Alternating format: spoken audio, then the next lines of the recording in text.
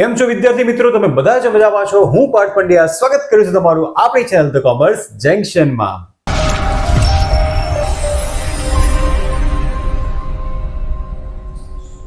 વિદ્યાર્થી મિત્રો, વધુ એક વેરી મોસ્ટ ઇમ્પોર્ટન્ટ વિડીયો હું તમારી માટે લઈને આવી ગયો છું, એટલે કે અર્થશાસ્ત્રના આઈએમપી ક્વેશ્ચન્સનો ધમાકો.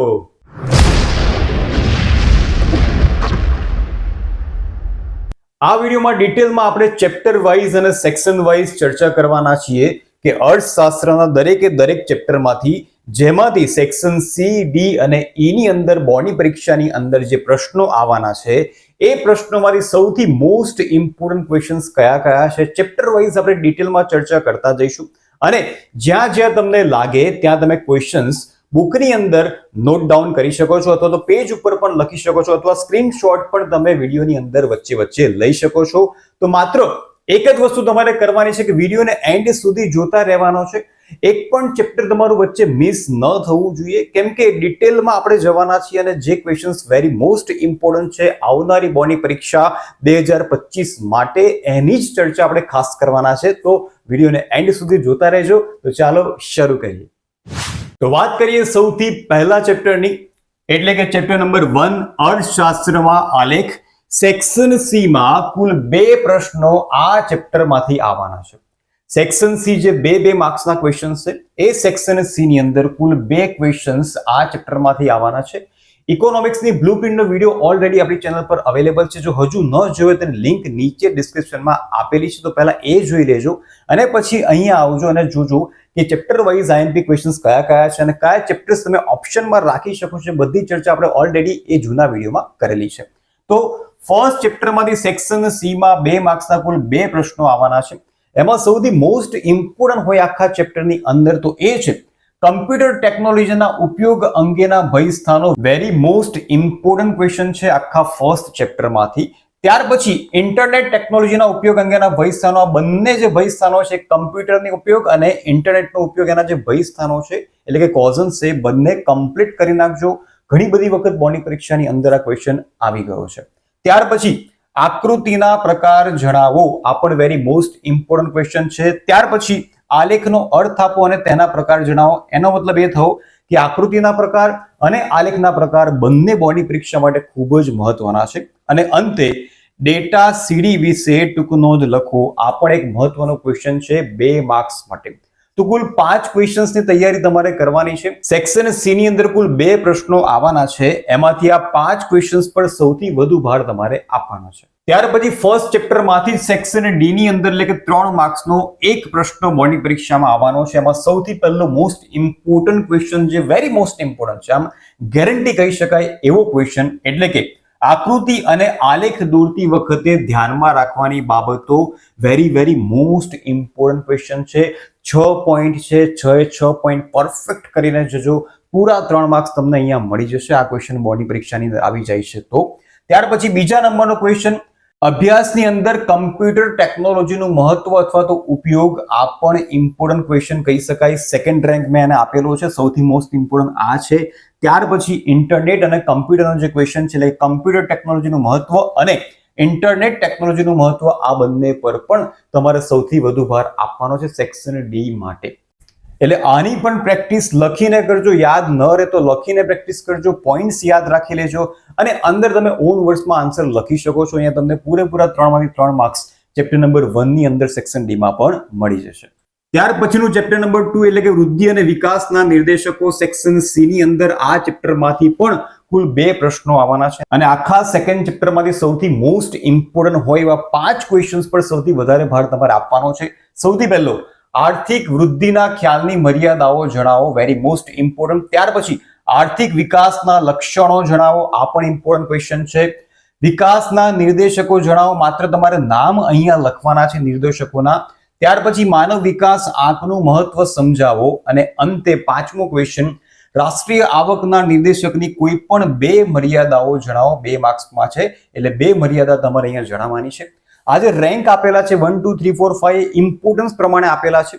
પહેલો ક્વેશ્ચન એટલે વેરી મોસ્ટ ઇમ્પોર્ટન્ટ એ રીતના અહીંયા તૈયાર કરેલા છે આઈએમપી ક્વેશ્ચન્સ. જો હજુ પણ વિડીયોને લાઈક નથી કર્યો તો હમણાં જ લાઈક કરી દો અને સબસ્ક્રાઇબ ચેનલ નથી કરી તો એ પણ કરી દેજો.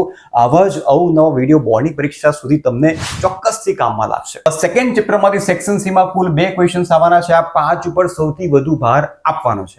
ત્યાર પછી ફાયદાની વાત એ છે કે ચેપ્ટર 2 માંથી સેક્શન ડી માં પણ કુલ 2 ક્વેશ્ચન્સ આવવાના છે અને સરસ મજાનું ઈઝી ચેપ્ટર છે. સમજવામાં પણ ઈઝી છે અને લખવામાં પણ ઈઝી છે અને સૌથી મોસ્ટ ઇમ્પોર્ટન્ટ હોય તો HDI એટલે કે માનવ વિકાસ આંક એટલે શું અને તેના ઘટકોની ચર્ચા કરવાની છે. વેરી મોસ્ટ ઇમ્પોર્ટન્ટ ક્વેશ્ચન છે. ત્યાર પછી આર્થિક વિકાસ અને આર્થિક વૃદ્ધિ વચ્ચેના તફાવતના કોઈ પણ 6 મુદ્દા. વિદ્યાર્થી મિત્રો, આ જે ક્વેશ્ચન છે 2 માર્ક્સમાં પણ આવી શકે છે અને 3 માર્ક્સની અંદર પણ આવી શકે છે, પણ અહીંયા તમારો ક્વેશ્ચન રેડી થઈ જશે.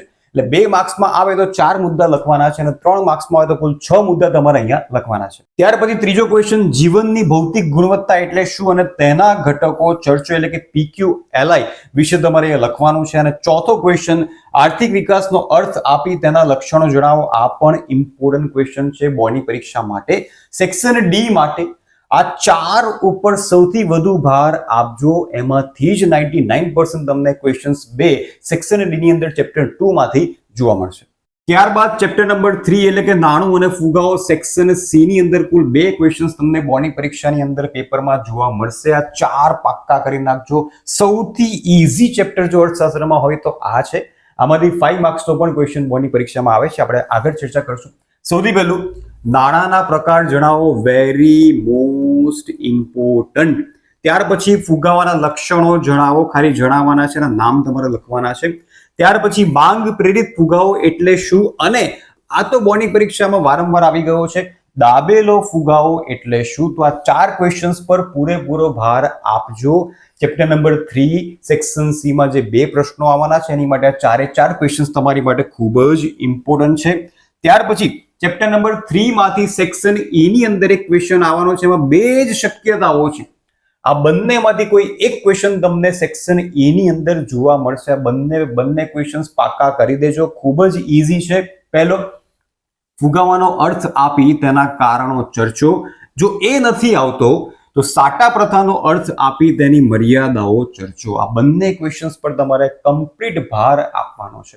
ધ્યાન રાખજો, આ બંનેમાંથી એક ક્વેશ્ચન તમને 100% બોર્ડની પરીક્ષાની અંદર ચેપ્ટર નંબર 3 માંથી જોવા મળશે. એટલે આ બંને ક્વેશ્ચન્સ તમારે પરફેક્ટ કમ્પ્લીટ કરી દેવાના છે. આગળ વધીએ ચેપ્ટર નંબર 4. આ વખતે બોર્ડની પરીક્ષાની અંદર પેટર્નની અંદર ચેપ્ટર નંબર 4 માંથી જે વેટેજ છે ઓછું કરી દેવામાં આવે છે. સેક્શન સી ની અંદર કુલ 2 પ્રશ્નો આવવાના છે ચેપ્ટર નંબર 4 માંથી. સૌથી ઇમ્પોર્ટન્ટ હોય તો મધ્યસ્થ બેંકની નાણાકીય નીતિના ગુણાત્મક સાધનો પર ટૂંક નોંધ લખો. 2 માર્ક્સનો ક્વેશ્ચન છે એટલે એ પ્રમાણે તમારે લખવાનું છે.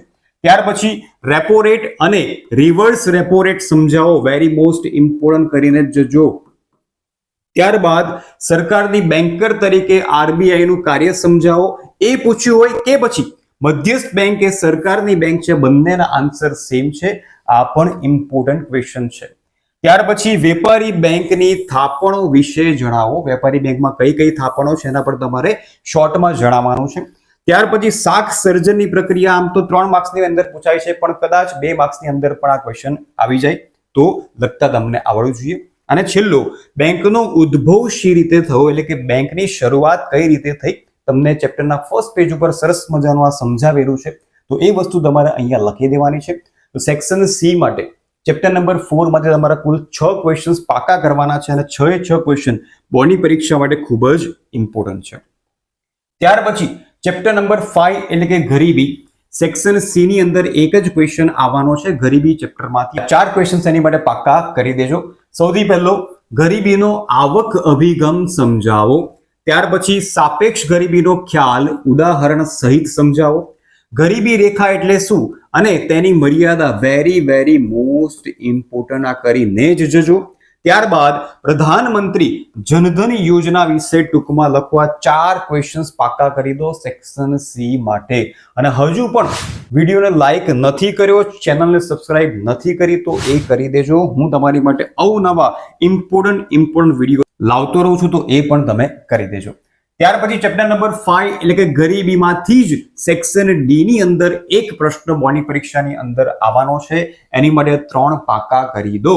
સૌથી પહેલો ગરીબીના કોઈ પણ 3 નિર્દેશકો સમજાવો. આગળ 5 માર્ક્સમાં પણ આ ચેપ્ટરમાંથી ક્વેશ્ચન છે, એટલે 5 માર્ક્સના કમ્પ્લીટ કરશો એટલે ઓટોમેટિકલી 3 માર્ક્સના પણ કમ્પ્લીટ થઈ જશે. તો ફાયદો તમને આ ચેપ્ટરમાં ચોક્કસથી થવાનો છે. ત્યારબાદ ગરીબી ઘટાડવાના કોઈ પણ 3 ઉપાયો સમજાવો અને ગરીબીના અન્ય કારણો સમજાવો. તો 3 માર્ક્સ માટે આ 3 ક્વેશ્ચન્સ પરફેક્ટ કરી દો. 5 માર્ક્સ માટે પણ તમારે આ જ ક્વેશ્ચન્સ પાકા કરવાના છે. તો આપણે એ પણ જોઈ લઈએ. આગળ સેક્શન ઈ ની અંદર ગરીબીમાંથી એક પ્રશ્ન આવવાનો છે, એની માટે પણ સેમ તમારે 3 ક્વેશ્ચન્સ કરવાના છે. એક તીર દો નિશાન, એટલે 5 માર્ક્સમાં પણ કામ લાગશે અને સેક્શન ડી ની અંદર પણ તમને આ વસ્તુ કામમાં લાગવાની છે. તો ગરીબીના કોઈ પણ 3 નહીં પણ અહીંયા તમારે 5 સમજાવવાના છે. એટલે ગરીબીના જે નિર્દેશકો તમને આપેલા છે 5 માર્ક્સની અંદર તમારે 5 એક્સપ્લેન કરવાના છે. સેક્શન ડી ની હોય અંદર હોય તો તમારે 3 માર્ક્સની અંદર કોઈ પણ 3 એક્સપ્લેન કરવાના છે. ચોઈસ પહેલેથી કરી રાખજો, જેથી બોર્ડની પરીક્ષા વખતે તમારે ડિસાઇડ ના કરવું પડે કે મારે કયા એક્સપ્લેન કરવાના છે. જે તમને વ્યવસ્થિત લાગતા હોય, સરળ લાગતા હોય, કોઈ પણ 5 અથવા 3 તૈયાર કરી દેજો. ગરીબી ઘટાડવાના ઉપાયો સમજાવો અને ગરીબીના કારણો સમજાવો. જો બધા જ પૂછ્યા હોય તો તમારે બધા શોર્ટમાં સમજાવવાના છે. અને અંદરથી કીધું હોય કે આ પર્ટિક્યુલર આ કારણો સમજાવો, તમારે પર્ટિક્યુલર એ કારણો સમજાવવાના છે. તો જે ક્વેશ્ચન સેક્શન ડી ની અંદર છે એ જ ક્વેશ્ચન સેક્શન ઈ ની અંદર છે. એટલે આ 5 માર્ક્સમાં આવે તો 3 માર્ક્સમાં આ બંનેમાંથી કોઈ આવી શકે છે. આ જો 5 માર્ક્સમાં આવે તો 3 માર્ક્સમાં આ બંનેમાંથી કોઈ પણ ક્વેશ્ચન આવી શકે છે. એટલે સેક્શન ડી અને ઈ બંને તમારે એક સાથે તૈયાર થઈ જશે ચેપ્ટર નંબર 5 માંથી. ત્યારબાદ ચેપ્ટર નંબર 6 અનએમ્પ્લોયમેન્ટ બેરોજગારીમાંથી સેક્શન સી માં કુલ 3 ક્વેશ્ચન્સ બોર્ડની પરીક્ષાની અંદર આવવાના છે. એની માટે તમારા 6 ક્વેશ્ચન્સ પાકા કરી દેવાના છે. પહેલો ક્વેશ્ચન ઘર્ષણજન્ય બેરોજગારીનો અર્થ ઉદાહરણ સહિત સમજાવો. ત્યાર પછી ભારતમાં શ્રમ પ્રધાન ઉત્પાદન પદ્ધતિ વધારે અનુકૂળ છે. વેરી મોસ્ટ ઇમ્પોર્ટન્ટ ક્વેશ્ચન છે. પ્રધાનમંત્રી કૃષિ યોજના ક્યારે અને કયા ઉદ્દેશથી શરૂ કરવામાં આવી. ત્યાર પછી રાજકૃષ્ણ સમિતિએ રજૂ કરેલ બેરોજગારીના માપદંડ જણાવો. આ પણ ઇમ્પોર્ટન્ટ છે. દીનદયાળ ઉપાધ્યાય ગ્રામ જ્યોતિ યોજના અને પંડિત દીનદયાળ ઉપાધ્યાય શ્રમેવ જયતે યોજના સમજાવો. આ 6 ક્વેશ્ચન્સ પાકા કરી દેજો. બોર્ડની પરીક્ષા માટે ચેપ્ટર નંબર 6 માં સેક્શન સી માટે વેરી મોસ્ટ ઇમ્પોર્ટન્ટ છે. આગળ જઈએ. ચેપ્ટર નંબર 6 માંથી બીજો એક ક્વેશ્ચન આવવાનો છે સેક્શન ડી માં, એટલે કે 3 માર્ક્સનો એક ક્વેશ્ચન. એની માટે તમારે કયા ક્વેશ્ચન્સ પાકા કરવાના છે. મહાત્મા ગાંધી રાષ્ટ્રીય ગ્રામીણ રોજગારી ગેરંટી યોજના વેરી મોસ્ટ ઇમ્પોર્ટન્ટ. પાક્કો લખીને તૈયાર કરી દેજો. ત્યાર પછી પ્રચંડ બેરોજગારીનો અર્થ ઉદાહરણ સહિત તમારે સમજાવવાનો છે. ચક્રીય બેરોજગારીનો ખ્યાલ સ્પષ્ટ કરો. ખામીયુક્ત શિક્ષણ, આ પણ આઈએમપી છે. ખામીયુક્ત શિક્ષણ પદ્ધતિ બેરોજગારી માટે જવાબદાર છે, સમજાવો. તો આટલા 4 ક્વેશ્ચન સેક્શન ડી માટે પાક્કા કરી દો. એમાંથી ક્વેશ્ચન્સ તમને બોર્ડની પરીક્ષાની અંદર જોવા મળી શકે છે. આ બધા જ ક્વેશ્ચન જે છે એ ખૂબ જ ઇમ્પોર્ટન્ટ છે બોર્ડની પરીક્ષા માટે, અને સિલેક્ટ કરીને એનાલિસિસ કરીને બધા જ ક્વેશ્ચન્સ તમારી માટે તૈયાર કરેલા છે. ત્યાર પછી ચેપ્ટર નંબર 7 વસ્તી, એમાંથી સેક્શન ડી માં એક ક્વેશ્ચન આવવાનો છે બોર્ડની પરીક્ષાની અંદર. પહેલો નીચા મૃત્યુદરના કારણો સમજાવો અને બીજો વસ્તી વિસ્ફોટ. બંને ક્વેશ્ચન વેરી મોસ્ટ ઇમ્પોર્ટન્ટ છે. એટલે બંને પર તમારે કમ્પ્લીટ ભાર આપવાનો છે. ત્યાર પછી સેક્શન ઈ ની અંદર વસ્તી ચેપ્ટરમાંથી કુલ 2 ક્વેશ્ચન્સ આવશે. એક નોર્મલ ક્વેશ્ચન, એટલે કે જે આપણે તમારે સમજાવવાનો છે, અને બીજો આવશે આલેખ. આમ તમને એવું લાગે કે આલેખ ફર્સ્ટ ચેપ્ટરમાંથી આવે છે બોર્ડની પરીક્ષામાં, તો ના. એ ચેપ્ટરનું નામ છે આલેખ, પણ આલેખ જે પૂછાય છે એ ચેપ્ટર નંબર 7 માંથી પૂછાય છે. એટલે તમારે એ આલેખની તૈયારી ચેપ્ટર નંબર 7 માંથી કરી દેવાની છે. અને બીજો જે ક્વેશ્ચન છે તમારે સમજાવવાનો છે, એક્સપ્લેન કરવાનો છે. એની માટે વેરી મોસ્ટ ઇમ્પોર્ટન્ટ હોય તો જન્મદરનો અર્થ આપી ઊંચા જન્મદરના કારણો ચર્ચો. Very most important. અને વસ્તી નિયંત્રણના ઉપાયો ચર્ચો. આ બંનેમાંથી એક ક્વેશ્ચન બોર્ડની પરીક્ષાની અંદર 100% તમને જોવા મળશે. અને સેક્શન ડી ની પણ સાથે ચર્ચા કરી દઉં તો સેક્શન ડી ની અંદર આમાંથી જ શોર્ટ કરીને કોઈ પણ 3 કારણો સમજાવો, કાં તો આમાંથી ઉપાયો છે એમાંથી શોર્ટ કરીને તમને ક્વેશ્ચન સેક્શન ડી ની અંદર પણ પૂછી શકે છે. ઇન શોર્ટ સેક્શન ઈ ની તૈયારી કરશો એટલે ડી માં પણ તમને કામ લાગવાનું છે. તો આ બંનેમાંથી એક ક્વેશ્ચન તમને બોર્ડની પરીક્ષાની અંદર જોવા મળી શકે છે, અને આલેખ તો આવવાનો જ છે. એટલે એ પણ પાક્કો ચેપ્ટર નંબર 7 માંથી કરી દેજો. આગળ વધીએ. ચેપ્ટર નંબર 8 એટલે કે કૃષિ ક્ષેત્ર, સેક્શન ડી ની અંદર એક ક્વેશ્ચન આવવાનો છે. અને આ જે શોર્ટ નોટ છે એ પાક્કી કરી જ દેવાની છે. સૌથી મોસ્ટ ઇમ્પોર્ટન્ટ હોય તો હરિયાળી ક્રાંતિની ટૂંક નોંધ પાક્કી કરી દેજો લખીને. કૃષિનું મહત્વ સ્પષ્ટ કરતા 3 મુદ્દાની ચર્ચા કરો. 3 માર્ક્સની અંદર જો મુદ્દા મોટા હોય તો તમારે કોઈ પણ 3 મુદ્દા કોઈ પણ ક્વેશ્ચન હોય એમાં તમારે એક્સપ્લેન કરવાના છે. ત્યાર પછી બીજું એક ઇમ્પોર્ટન્ટ ક્વેશ્ચન છે કે પાકની ફેરબદલી. આ 3 ક્વેશ્ચન બોર્ડની પરીક્ષા માટે ખૂબ જ ઇમ્પોર્ટન્ટ છે અને વારંવાર બોર્ડની પરીક્ષાની અંદર પૂછાઈ ગયેલા પણ છે. ત્યાર પછી આમાંથી જ એટલે કે 8મા ચેપ્ટરમાંથી 5 માર્ક્સનો પણ એક ક્વેશ્ચન આવવાનો છે, ફિક્સ જ છે. આ બંનેમાંથી જ કોઈ એક ક્વેશ્ચન તમને 5 માર્ક્સની અંદર જોવા મળશે. કાં તો ખેત ઉત્પાદકતા વધારવાના ઉપાયો, અથવા જો એ નથી આવતો તો નીચી ખેત ઉત્પાદકતાના કારણો ચર્ચો. આ બંને ક્વેશ્ચનમાંથી કોઈ એક ક્વેશ્ચન 5 માર્ક્સની અંદર તમને જોવા મળશે. હવે કારણો કરશો એટલે સાથે સાથે ઉપાયો પણ થઈ જશે, બંને સેમ જ છે. આમાં કારણ છે કે કેમ ખેત ઉત્પાદકતા નીચી રહી છે ભારતમાં, એનું સોલ્યુશન તમને અહીંયા આપેલું છે. બંનેના પોઈન્ટ સેમ છે, ખાલી આ નેગેટિવ છે અને આ પોઝિટિવ કરી દેવાનું છે. એટલે એક ક્વેશ્ચન કરશો એટલે ઓટોમેટિકલી બીજો ક્વેશ્ચન પણ તમારો સાથે સાથે તૈયાર થઈ જશે. આગળ વધીએ ચેપ્ટર નંબર 9 તરફ. તો 9મા ચેપ્ટરમાંથી સેક્શન સી ની અંદર વિદેશ વેપારમાંથી કુલ 2 ક્વેશ્ચન્સ આવવાના છે. આ 6 ક્વેશ્ચન વેરી મોસ્ટ ઇમ્પોર્ટન્ટ છે. પહેલો, આંતરિક વેપાર અને વિદેશ વેપારનો અર્થ આપો, એટલે કે મિનિંગ તમારે બંનેનો લખવાનો છે. ત્યારબાદ વેરી મોસ્ટ ઇમ્પોર્ટન્ટ વિકાસલક્ષી આયાતો એટલે શું, લેણ દેણની તુલાનો અર્થ આપો. આ પણ વારંવાર બોર્ડની પરીક્ષાની અંદર પૂછાય છે. ત્યારબાદ વેપાર તુલાનો અર્થ આપો. ત્યારબાદ લેણ દેણની તુલાને અસર કરતા કોઈ પણ 4 પરિબળો જણાવો. ખરી તમારે જણાવવાનું છે, એટલે કે શોર્ટમાં જ લખવાનું છે. અને છેલ્લો 6થો ક્વેશ્ચન, વેપાર તુલા અને લેણ દેણની તુલા વચ્ચેનો મુખ્ય તફાવત. આ પણ બોર્ડની પરીક્ષા માટે ખૂબ જ ઇમ્પોર્ટન્ટ છે. કુલ 6 ક્વેશ્ચન્સ છે જે વેરી મોસ્ટ ઇમ્પોર્ટન્ટ છે. એમાંથી સેક્શન સી ની અંદર તમને 2 ક્વેશ્ચન પૂછવામાં આવશે. આ 6 ક્વેશ્ચન્સ પર તમારે સૌથી વધુ ભાર આપવાનો છે ચેપ્ટર નંબર 9 માં.